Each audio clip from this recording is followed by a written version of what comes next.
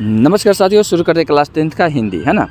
ससुरा बाकुट लोगों, आओ आज हम लोग देखते हैं, है ना, पार्ट 3 चैप्टर 2 तक हम करा के कल यूट्यूब पर दे चुके हैं। और सबसे पहले बता दूं कि अगर आज जो हो रहा है रिवीजन क्लास है, और रिवीजन क्लास में वो क्वेश्चंस को कराया जाएगा जो जिसका मतलब इम्पोर्टेंस है इस साल आने का, ठीक है। अब दूसरी बात समझो, तो नहीं हम भोजपुरी भाषा में समझावता नहीं, सुना। ई चैप्टर 3 है हिंदी के। कौन सा चैप्टर है? चैप्टर 3 है, ठीक है। तो यहाँ से हम लोग शुरू करते हैं। जो VVI क्वेश्चन है उसी को, अगर ये नोट्स चाहिए तो लास्ट में मैं अपना नंबर दूंगा, उस पर आप सिर्फ PDF लिख के व्हाट्सअप कर दीजिएगा, वहाँ पर आपको पूरा नोट्स मिल जाएगा। तो शुरू करो 1 नंबर से। 1 नंबर जो देखो क्वेश्चन आने वाला है वही पढ़ो, है ना। यहाँ पर 3 नंबर क्वेश्चन जो है VVI है, ये आने की दृष्टि से बहुत इंपॉर्टेंट है, ठीक है। लेखा की दृष्टि में सच्चे भारत के दर्शन कहाँ हो सकते हैं और क्यों? सच्चे भारत का दर्शन बबुआ किसान लोग के यहाँ खेत में हो सकता है, याद रखिएगा। ई बबुआ तरह भोजपुरी में समझाएं, अरे छोड़ना ससुराल है नहीं। देख, लेखा की दृष्टि में स्वच्छ भारत के दर्शन ग्रामीण जीवन में हो सकता है। कहाँ हो सकता है? ग्रामीण जीवन में, है ना। भारतीय ग्रामीण संस्कृति में सच्चा भारत निहित है, क्योंकि सच्चाई, प्रेम, करुणा, सहयोग की भावना ग्रामीण में कूट कूट कर भरा होता है। ग्रामीण लोग से मिलिएगा ना तो बहुत अच्छा से बतियाता है। शहरी से कहाँ जा रहा है ग्रामीण से बतियाएगा नू तो का हलवा हो, ऐसे बतियाता है ना। चल आवा हे दे आवा मर्दे, हमनी गाँव से वहीं से कहते नहीं। आइए यहाँ पर देखते हैं। यहाँ पर ये कौन नंबर क्वेश्चन बात लेखक से, चलिए यहाँ 4 नंबर क्वेश्चन के एक बार देख लो। ये भी आने की दृष्टि से नहीं, लेकिन VVI क्वेश्चन है। प्राचीन देखो, भारत की ग्राम पंचायतों को किस अर्थ में और किनके लिए लेखक ने महत्वपूर्ण बतलाया है, ठीक है। तब देखिए, प्राचीन स्थानीय प्रशासन प्रणाली या पंचायत प्रथा को समझने समझाने का बहुत बड़ा क्षेत्र भारतीय ग्राम पंचायत में विद्यमान है। जिन लोगों को, है ना, अत्यंत सरल राजनीतिक इकाइयों के निर्माण और विकास से संबंध अब प्राचीन युगीन कानून के पुरातन रूपों के विषय में हुए अनुसंधान की महत्ता को, है ना, समझने की क्षमता प्राप्त करनी है, उनके लिए भारत ग्राम पंचायतों को लेखक ने महत्वपूर्ण बताया है, ठीक है। इसको याद रखिएगा। आगे बढ़ जाते हैं। चल भाई है ने देख क नंबर क्वेश्चन, तो यहाँ से देख लो बबुआ 7 number question. 7 number important question, Bharat किस तरह अतीत और सुदूर भविष्य को जोड़ता है, ठीक है। ये इंपॉर्टेंट क्वेश्चन बन जाएगा इस साल के लिए। तो अतीत, भारत अतीत और भविष्य को जोड़ता है। यह मानवीय जीवन का प्राचीनतम ज्ञान विद्यमान है। यहाँ की भूमि प्राचीन इतिहास से जुड़ी रही है। यहाँ की संस्कृत भाषा के द्वारा विश्व को चिंतन की ऐसी धारा में अवगमन का अवसर मिलता है जो अभी तक अज्ञात थी। अतः यह बीते हुए काल और आने वाले के लिए, है ना, सेतु के रूप में मान्य है। आगे बढ़ो आ देखो कौन सा क्वेश्चन पूछ सकता है। तू बताओ बबुआ, ससुरा कहीं का खाली घूमता है, पढ़ता नहीं है। यही देखें यहाँ पर क्वेश्चन जो है 8 नंबर जो क्वेश्चन है ये इंपॉर्टेंट आप के लिए। मैक्स मुलर ने संस्कृत की कौन सी विशेषता और महत्व को बतलाया है? जब समझो, मैक्स मुलर के अनुसार संस्कृत की पहली विशेषता इसकी प्राचीनता है ना। संस्कृत बहुत ही प्राचीन सब भाषा है। इसके वर्तमान रूप में भी अत्यंत प्राचीन तत्व भली भांति सुरक्षित है। संस्कृत की मदद से ग्रीक, लैटिन, गॉथिक और एंग्लो सैक्सन जैसी ट्यूटैनिक भाषाओं, है ना, केल्टिक तथा स्लाव भाषाओं में विद्यमान समानता की समस्या को आसानी से हल किया जा सकता है। बात समझे? आगे बढ़ो, कौन सा पूछ सकता है, कौन सा क्वेश्चन पूछ सकता है। तो यहाँ पर देखो 11 नंबर क्वेश्चन आपके लिए इम्पोर्टेंट बन जाएगा सर। 11 नंबर इम्पोर्टेंट बन जाएगा, है ना। लेखक ने नया सिकंदर किसे कहा है? लेखक ने नया सिकंदर भारत को समझने के लिए, है ना, जानन एवं संपूर्ण लाभ प्राप्त करने हेतु भारत आने वाले नवांगुत अन्वेषकों, पर्यटकों एवं अधिकारियों को कहा है। उसी प्रकार आज भी भारतीयता को निकट से जानने के नवीन स्वप्न, है ना, दर्शी कह सकते हैं, को आज का सिकंदर कहना अतिशयोक्ति नहीं है। यह उचित है। यह क्या है? उचित है, ठीक है। आगे बढ़ बबुआ, आगे बढ़। धर्मों से दृष्टि से, धर्मों की दृष्टि से भारत का क्या महत्व है, बस इतने क्वेश्चन में पूछता है, यही इतना छोड़ दे, है ना। भारत प्राचीन काल से ही धार्मिक विकास का केंद्र रहा। यहाँ धर्म के वास्तविक उद्भव, इसके प्राकृतिक विकास तथा इसके, है ना, उसके अपरिहार्य रूप का प्रत्यक्ष परिचय मिलता है ना। भारत वैदिक धर्म की भूमि है, बौद्ध धर्म की यह जन्मभूमि है। पारसियों के जरथुस्त्र धर्म क्या यह शरण स्थली है। बस इतना लिख दीजिएगा, 2 नंबर के अताइवे करता है, 2 नंबर आपको मिल जाएगा। बात करते हैं लेखक वास्तविक इतिहास किसे मानता है। ये क्वेश्चन आपके लिए इस साल के लिए बहुत इंपॉर्टेंट होने वाला है, 14 नंबर, ठीक है। 14 नंबर क्वेश्चन बहुत इंपॉर्टेंट होने वाला है। लेखक किसी विषय के मूल उद्गम, यानी कि मूल उद्गम स्रोत तक पहुँचने को उसका वास्तविक इतिहास मानता है, क्योंकि वहीं से उस विषय की मौलिकता, उसका विकास तथा उसकी शाखाओं पर अशाखाओं तथा जीवन मूल्य ज्ञात होता है तथा उसका अध्ययन फलदायी होता है, ठीक है। चलो आगे देख लेते हैं, आगे क्या क्वेश्चन पूछता है। चैप्टर 4 है ना, नाखून क्यों बढ़ते हैं। इसका पहले का बात तू क्या करेगा ससुरा बाकुटा, देखो क्या करना है। इसका पहले क्या बताओ कि इसके लेखक कौन है, नाखून क्यों बढ़ते हैं, इसके लेखक का नाम बताना है तुमको।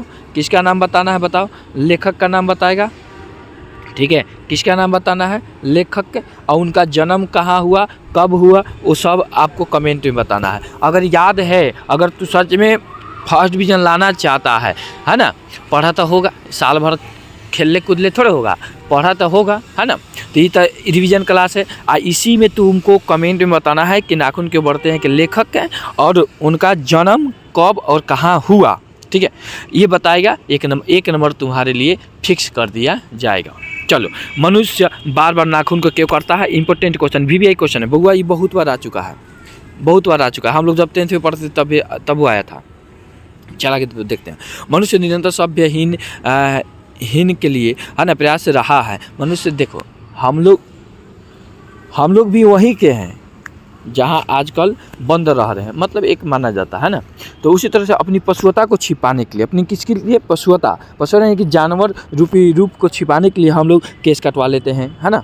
केस कटवा लेंगे, नाखून काट लेंगे, है ना, अपने आप को साफ सुथरा रखते हैं। बस उतने लिखना ही है, नाखून को क्यों काटता है, अपनी पशुता को छिपाने के लिए, बात खत्म।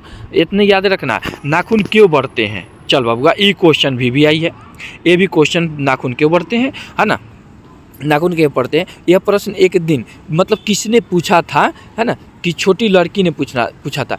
क्या ये प्रश्न लेखक की किसने पूछा था, तो ये क्वेश्चन पूछता है कि बताओ नाखून क्यों बढ़ते हैं। ये प्रश्न किसने पूछा था, एक थी लेखक से, तो उसकी छोटी बेटी ने, किसने पूछा था, छोटी बेटी ने पूछ दिया। उस दिन से यह प्रश्न लेखक के सोचने का विषय बन गया। आगे देखो, आगे क्या है। लेखक द्वारा नाखूनों को अस्त्र के रूप में देखना कहाँ तक संगत है, सब VVI, ये सब VVI क्वेश्चन है। कुछ लाख वर्षों पहले मनुष्य जब जंगली थे, है ना, उसे नाखून की ज़रूरत थी, काहे कि वो भी क्या थे, हम लोग आदि मानव थे, क्या थे, आदि मानव थे, और हम लोग के लिए शिकार करना बहुत आवश्यक था, ठीक है। तो इसलिए नाखून को अस्त्र के रूप में दिखाया गया है, ठीक है। वन मानुष, यहाँ पर लिखा भी है, वन मानुष के सामान्य मनुष्य के लिए नाखून अस्त्र था, क्योंकि आत्मरक्षा एवं भोजन हेतु, है ना, नख की क्या होती थी, महत्ता अधिक थी। महत्ता क्या थी, अधिक थी। उन दिनों प्रतिद्वंदियों को पछाड़ने के लिए नाखून आवश्यक था। असल में वही उसके अस्त्र थे। उस समय उसके पास लोहे का कारतूस वाले अस्त्र नहीं थे, इसलिए नाखून को अस्त्र कहा जाना उपयुक्त है, तर्कसंगत है। यहाँ बात याद रखिएगा। आगे बढ़ते हैं। स्वाधीनता, ये भी VVI क्वेश्चन है बबुआ। 4 नंबर जो आपको क्वेश्चन दिख रहा है ना, VVI क्वेश्चन, बहुत बार पूछा जा। स्वाधीनता के बारे में बहुत बार पूछा जा चुका है। लेखक कहते हैं कि स्वाधीनता शब्द का अर्थ है अपने ही अधीन रहना, क्योंकि यहाँ के लोगों ने अपनी आज़ादी के जितने भी नामकरण किए उनमें है स्वतंत्रता, स्वराज्य, स्वाधीनता, उनमें स्व का बंधन अवश्य है, ठीक है। आगे चलो, आगे देखो। नख बढ़ना और काटना मनुष्य का सहजात वृत्तियाँ है। इनका क्या अभिप्राय है, हटाओ, छोड़ करके आ रहे हैं लोग। किसे बूढ़े का जिक्र किया है, लेखक ने किस बूढ़े का जिक्र किया है। यहाँ पर ये इम्पोर्टेंट बन जाएगा इस साल के लिए, इस साल के लिए बन जाएगा। लेखक ने महात्मा गांधी को बूढ़े का प्रतीक के रूप में जिक्र किया है। लेखक की दृष्टि में महात्मा गांधी के कथनों की सार्थकता उभर कर इस प्रकार आती है। आज मनुष्य में जो पाशविक प्रवृत्ति है उसमें सत्यता है ना, सौंदर्य बोध एवं विश्वसनीयता का लेस मात्र भी स्थान नहीं है। बस इतनी याद रखना है, हटा दो। लेखक की दृष्टि में हमारी संस्कृति की सबसे बड़ी भारी विशेषता क्या है। चल भाई, सबसे पहले तोरा हम बता दें है ना कि यहाँ से अब क्वेश्चन जो होगा 8 नंबर ये इम्पोर्टेंट बनने वाला है, ठीक है, उसको छोड़ो। बढ़ते नाखून द्वारा प्रकृति मनुष्य को क्या याद दिलाती है। तो सुनो, हमारा भाषा में तो क्या जो लिखा गया है उसको छोड़ो, है ना। मनुष्य प्रकृति याद दिलाना चाहती है कि तू वही आदि मानव है जो तुम लाखों वर्षों पहले थे। बस इतने लिखना है, इससे ज़्यादा नहीं, बस बात खत्म, ठीक है। अब देखो, लेखक ने किस प्रसंग में कहा है कि बंदरिया मनुष्य का आदर्श नहीं बन सकती। बंदरिया मनुष्य का आदर्श नहीं बन सकती। लेखक का इस अभिप्राय का क्या स्पष्ट करें। लेकिन लेखक ने रूढ़िवादी विचार धारा और प्राचीन संवेदनाओं से हटकर जीवन यापन करने के प्रसंग में कहा है कि बंदरिया मनुष्य का आदर्श नहीं बन सकती। लेखक के कहने का अभिप्राय है कि मेरे बच्चे को गोद में दबाए रहने वाली बंदरिया मनुष्य का आदर्श कभी नहीं बन सकती, यानी केवल प्राचीन विचारधारा या रूढ़िवादी विचारधारा विकासवाद के लिए उपयुक्त नहीं हो सकती। मनुष्य को एक बुद्धिजीवी होने के नाते परिस्थिति के अनुसार साधन का प्रयोग करना चाहिए। चलो आगे देख लो, आगे देख लो। मनुष्य की पूछ की तरह, हाँ ये इंपॉर्टेंट क्वेश्चन बन जाएगा 10 नंबर। IMP इम्पोर्टेंट बन जाएगा। मनुष्य की पूछ की तरह उसके नाखून भी एक दिन झड़ जाएंगे, है ना। ये क्वेश्चन बहुत बार पूछा चुका है। प्राणी शास्त्रियों के इस अनुमान से लेखक के मन में कैसी आशा जगती है। देखो, हिंदी का कोई ऐसा क्वेश्चन नहीं है जो पूछा नहीं गया हो। हिंदी का कोई ऐसा क्वेश्चन नहीं है जो पूछा नहीं गया होगा। मतलब शायद ही 1-2 क्वेश्चन छूटा होगा, लेकिन सबके सब पूछा जा चुका है। तो सबके सब क्या है, VVI है। और हिंदी में आप लोग तो खुद मास्टर हो सकते, बस समझ लो। तो ये सिर्फ यहाँ पर रिवीजन करना है, क्वेश्चन को देखना है, सिर्फ रिवीजन करना है ना। प्राणी शास्त्रियों के ऐसा अनुमान है कि एक दिन मनुष्य की पूंछ की तरह नाखून भी झड़ जाएंगे। इस तथ्य के आधार पर लेखक के मन में यह आशा जगती है कि भविष्य में मनुष्य के नाखून को बढ़ना बंद हो जाएगा और मनुष्य का आवश्यकता अंग इसी प्रकार झड़ जाएंगे जिस प्रकार उसकी पूंछ झड़ गई। उसकी पूंछ झड़ अर्थात मनुष्य पशुता को पूर्णतः त्याग कर पूर्ण रूपेण मानवता को प्राप्त कर लेगा। अभी हम लोग पूर्ण मानव नहीं है, क्योंकि हम लोग का नाखून अभी बढ़ता है, ठीक है। चलो मतलब कहने का मतलब है, कहते क्या, लेखक का कहने का मतलब। चलो, लेखक ने क्यों पूछता है कि मनुष्य किस ओर बढ़ रहा है। ये क्वेश्चन बहुत बार पूछा जा चुका है और ये क्वेश्चन VVI इम्पोर्टेंट के रूप में मतलब इस साल आएगा। इस क्वेश्चन को लिख लो, इस साल आएगा, ठीक है। लेखक के प्रश्न में अंतर्द्वंद की भावना उभर रही है कि मनुष्य इस समय पशुता की ओर या मनुष्यता की ओर बढ़ रहा है। बात यह भी सही है। अतः जिज्ञासा को शांत करने के लिए स्पष्ट रूप से इस प्रश्न को हम लोग सामने रखते हैं। चलो, लेखक के अनुसार विचारात्मक प्रश्न पर अध्ययन करने से पता चलता है कि मनुष्य पशुता की ओर बढ़ रहा है। मनुष्य में बंदूक, पिस्तौल, बम से लेकर नए महाविनाशक अस्त्र शस्त्रों को रखने की प्रवृत्ति बढ़ती जा रही है और स्पष्ट रूप से पशुता की निशानी है। किसकी निशानी है? पशुता की निशानी है। चलो आगे देखो, आगे देख ले भाई। हाँ, यहाँ तक चैप्टर 4 तक क्या हो गया भाई, ख़त्म हो गया। चैप्टर 4 तक क्या हो गया, ख़त्म हो गया।